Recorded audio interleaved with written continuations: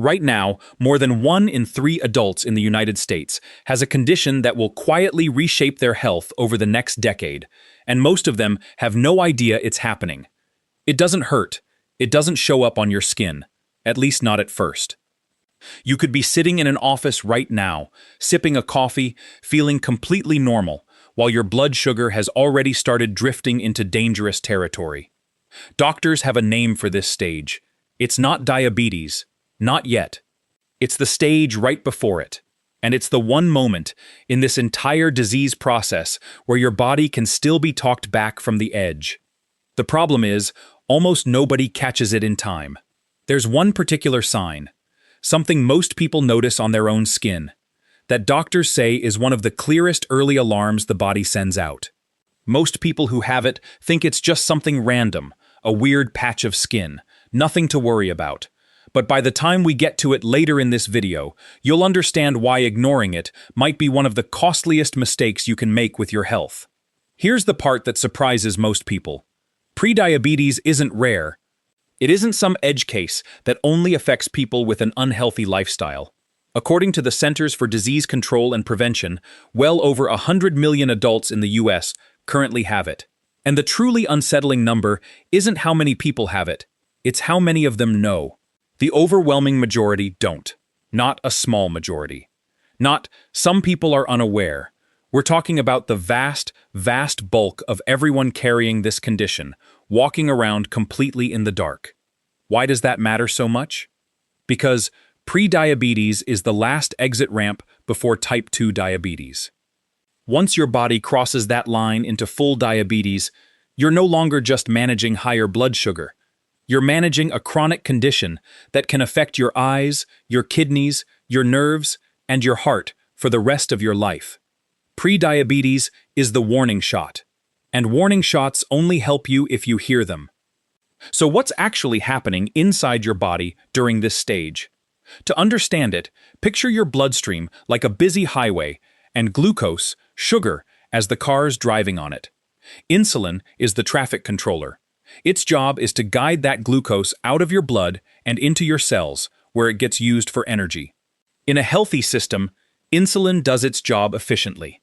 Sugar moves off the highway quickly, and blood sugar levels stay steady. But over months and years of things like frequent sugary drinks, highly processed meals, and long stretches of sitting at a desk, your cells can start to stop listening to insulin's signals. Scientists call this insulin resistance. The traffic controller is still there, still waving its arms, but the cars, the glucose, aren't responding the way they used to. So what does your body do? It panics a little. The pancreas starts pumping out even more insulin, trying to force the message through. For a while, this works. Your blood sugar might look almost normal on paper because your pancreas is quietly working overtime behind the scenes. But that overtime doesn't last forever. Eventually, the pancreas can't keep up with the demand, and that's when blood sugar levels start creeping upward into what's classified as prediabetes. Here's a myth that trips up almost everyone. The idea that you'll feel it happening. That your body will send some unmistakable signal, extreme thirst, sudden exhaustion, something dramatic, the moment your blood sugar starts rising. The reality, according to Mayo Clinic, is very different. In the earliest stages, prediabetes usually causes no symptoms at all. None. You can have significantly elevated blood sugar and feel completely, totally fine. This is exactly why it's sometimes called a silent condition. It does its damage quietly, in the background, while you go about a normal day feeling nothing out of the ordinary. That silence is precisely what makes it dangerous. Most health conditions get taken seriously because they hurt, or they're visible, or they disrupt daily life in some obvious way. Prediabetes does none of that in the beginning. It just sits there, slowly nudging your metabolism in the wrong direction, waiting for years to pass before symptoms even start to show up. But here's where things get interesting, because prediabetes isn't always completely silent. As it progresses, and as blood sugar levels creep higher for longer, subtle signs can start to surface. And this is where that sign from earlier comes back in. One of the more distinctive changes some people notice is a darkening or thickening of the skin, often in the folds of the neck, the armpits, or sometimes around the elbows and knees. It can look almost like a smudge of dirt that won't wash off. Most people who notice it assume it's unrelated.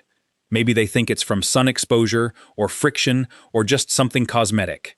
In reality, according to Cleveland Clinic, this skin change is associated with insulin resistance, the exact mechanism driving prediabetes in the first place. When insulin levels stay elevated for a long stretch, it can trigger extra skin cell growth in these areas, producing that darkened, velvety texture. It's easy to see why people miss it. It doesn't hurt. It's not accompanied by any other obvious symptom. And unless someone specifically knows to connect a skin change to blood sugar, there's no reason to think twice about it. As prediabetes edges closer to becoming full type 2 diabetes, the body starts sending out a few more clues. Still easy to dismiss, but a little harder to ignore if you know what you're looking for. Fatigue is one of the most common ones. Not the ordinary tiredness after a long week, but a persistent, dragging exhaustion that doesn't fully lift even after a full night's sleep. This happens because, even though there's plenty of glucose in the bloodstream, your cells aren't absorbing it efficiently. Picture a kitchen stacked with groceries, but the delivery truck can't get through the door.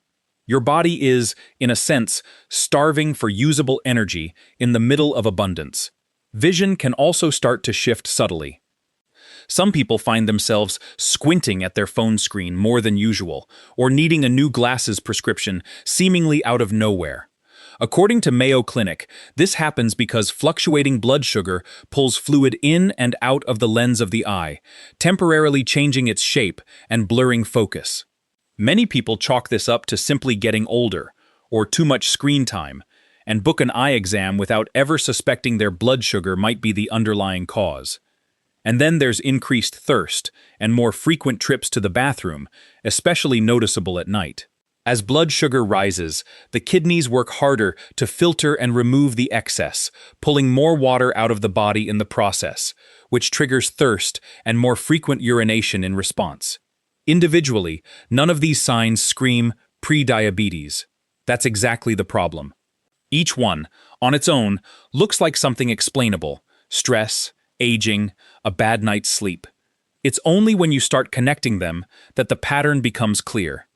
Now here's the insight that changes how most people think about this entire condition. Prediabetes isn't a fixed diagnosis. It's not a one-way door. Unlike full type 2 diabetes, which is generally a lifelong condition to manage, prediabetes is, for many people, genuinely reversible. This is the detail that gets lost in most conversations about blood sugar. People hear prediabetes and assume it's simply diabetes with a softer name, an inevitable countdown to the same outcome. But major health organizations, including the CDC and the American Diabetes Association, point to something different. With meaningful changes to diet, activity, and body weight, a significant number of people with prediabetes can bring their blood sugar back down into a normal range and avoid progressing to type 2 diabetes altogether. That's the real payoff of catching this stage early. Prediabetes isn't the disease, it's the window, the one stretch of time where the outcome genuinely isn't decided yet. So what does that window actually look like in practice? A few things consistently show up across the research as having the biggest impact. Movement matters more than most people expect, and not in an extreme, all-or-nothing way. Regular physical activity helps your muscles use glucose more efficiently, essentially retraining those cells to respond to insulin again.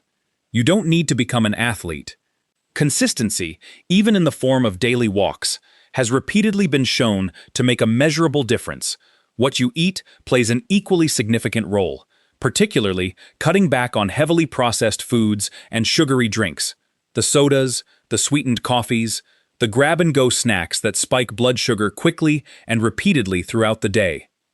Shifting toward more whole foods, protein, and fiber helps smooth out those spikes instead of sending your system through constant surges.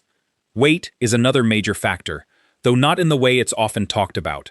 Research consistently shows that even a modest reduction in body weight, often cited as somewhere in the range of 5 to 7%, can meaningfully lower the risk of prediabetes progressing to type 2 diabetes. That's not a dramatic transformation. For a lot of people, it's a genuinely achievable target. And finally, simply getting tested matters more than almost anything else on this list.